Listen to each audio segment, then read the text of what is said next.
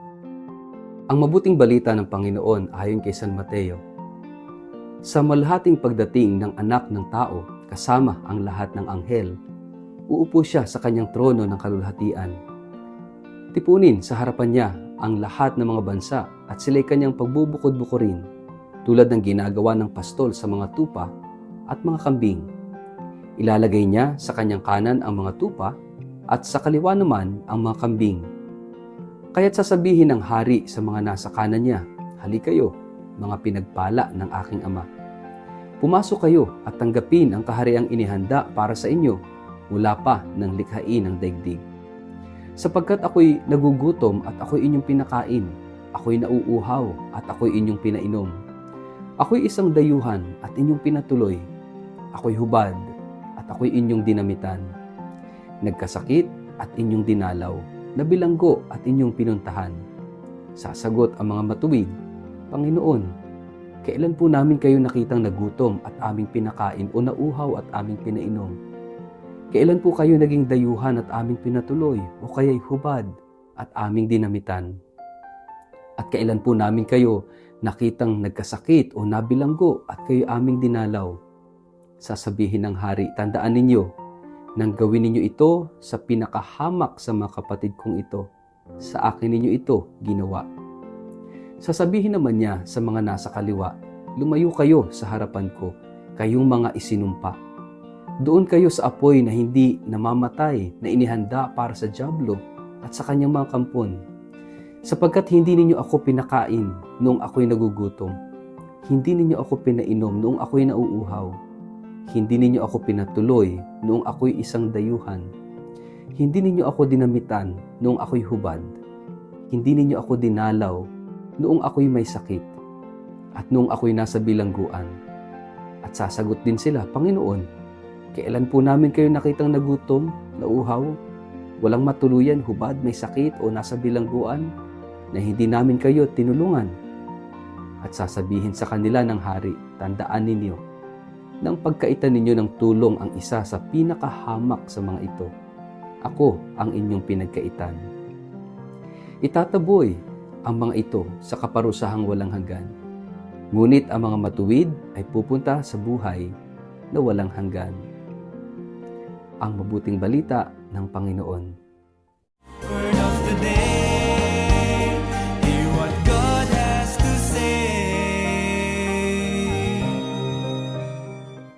Mapagpalang araw po sa inyong lahat. Kumusta po kayo? Ang ating word of the day ay judgment.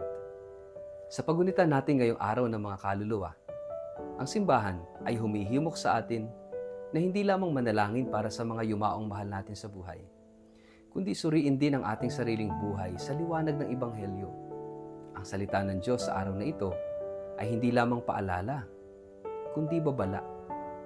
May darating na araw ng paghuhukom.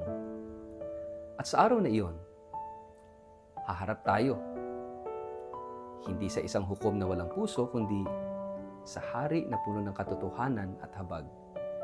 Ngunit ang tanong, handa ba tayo sa pagharap na iyon? Ang ating word of the day na judgment, paghukom, ay hindi upang takutin tayo, kundi upang gisingin ang ating espiritual na kamalayan. Madalas, tinatrato natin ang paghuhukom bilang isang malayo pa naman na kaganapan at hindi dapat isipin sa araw-araw. Ngunit ang totoo, araw-araw tayong hinuhusgahan ng ating mga kilos, ng ating mga desisyon, ng ating pagtugon sa pangangailangan ng ating kapwa. Sa huli, hindi sukat ng tagumpay ang taas ng ating pinag-aralan, ang dami ng ating naipon, ang lawak ng ating impluwensya, kundi kung paano tayo naging mapagkalinga sa maliliit, dukha at tila walang halaga sa lipunan. Kapansin-pansin na sa Mateo 25, hindi tinanong ng hari kung gaano karami ang dasal, rosaryo o misa. Sa halip, ang tanong ay ito, pinakain mo ba ako nang ako'y nagugutom? Pinainom mo ba ako nang ako'y nauuhaw? Dinalaw mo ba ako nang ako'y nasa kulungan? Lahat ng ito ay mga konkretong gawa ng awa. Ngunit sa ilalim nito ay isang mas malalim na pagsukat, ang puso na marunong makakita ng Diyos sa kapwa. Ito yung lihim ng paghuhukom. Ang Diyos ay nakatago sa kapwa. Hindi natin siya makikilala sa kataas-taasang langit lamang, kundi sa pinakapangkaraniwang tao, sa mga ulila, may sakit, sa nakakulong, sa nalilimutan.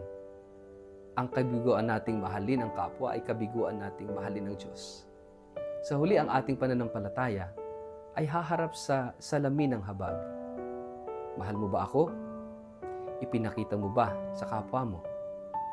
Sa pagninilay na ito ng paghuhukom, tanungin natin ang ating sarili.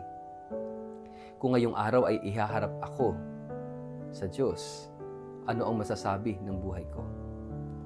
Sa gitna ng ating dasal para sa mga kaluluwang naghihintay ng kaliwanagan, huwag nating kalimutang tayo man ay nasa gitna ng sariling paglalakbay tungo sa liwanag.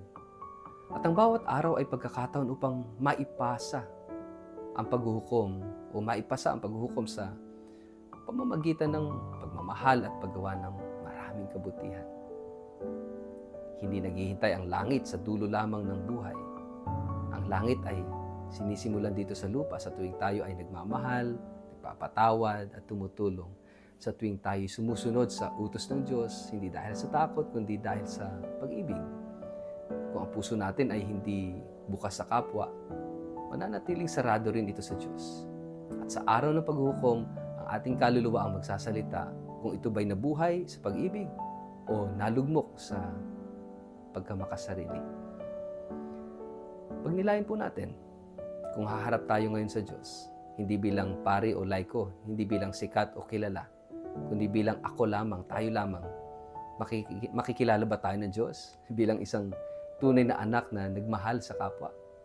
O maririnig ko ba ang mga salitang, hindi ko kayo kilala?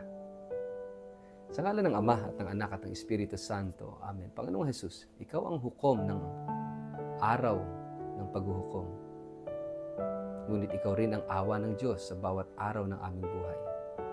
Turuan mo kaming mabuhay ng may pananagutan sa aming kapwa. Buksan mo ang aming mata upang makita ka sa mukha ng dukha.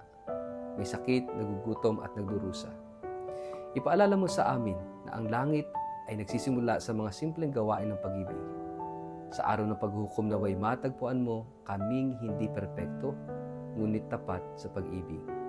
Amen. Pagpalain po kayo't ingatan ng makapangyarihang Diyos, Ama at Anak at Espiritu Santo. Amen.